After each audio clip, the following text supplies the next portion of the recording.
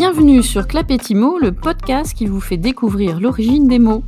Une initiative recommandée par le concours francophone Les mots en or avec le soutien de la Fondation Voltaire.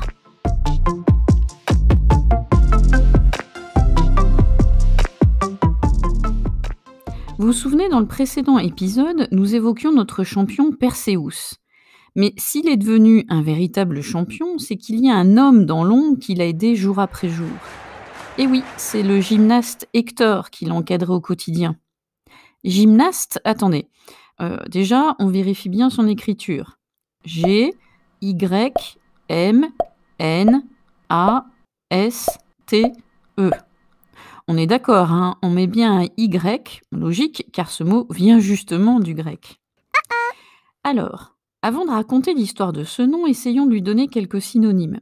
Si l'on regarde dans les pages d'un bon vieux dictionnaire, on nous indique acrobate, athlète ou encore sportif. Le ou la gymnaste est donc celui ou celle que nous définissons aujourd'hui comme étant un athlète qui pratique la gymnastique étant elle-même définie comme l'ensemble des exercices physiques pratiqués avec ou sans agrès et engins légers.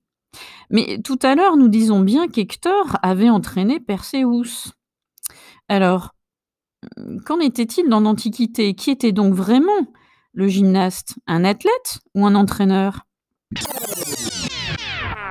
Eh bien, lors de la période antique, le gymnaste était défini comme le maître de gymnastique, ou si vous préférez, le maître d'athlétisme. Vous avez bien entendu, le maître. Cela voudrait dire que c'était lui qui était chargé d'entraîner tous nos athlètes pour qu'ils fassent des performances sublimes les jours de compétition devant une foule enthousiaste.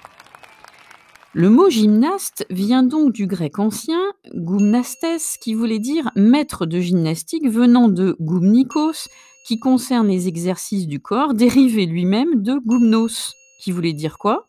Nu. Wow. Alors vous allez me dire pourquoi ce mot vient d'un mot qui veut dire nu. Alors n'oubliez pas que les Grecs étaient nus ou presque, ou enduits d'huile si vous préférez, pour lutter, lancer le disque. Bref, l'objectif premier, fortifier le corps. Alors en ces temps, le gymnaste était celui qui était chargé d'entraîner les athlètes. Et où les entraînait-il? Vous vous en doutez, dans le gymnase.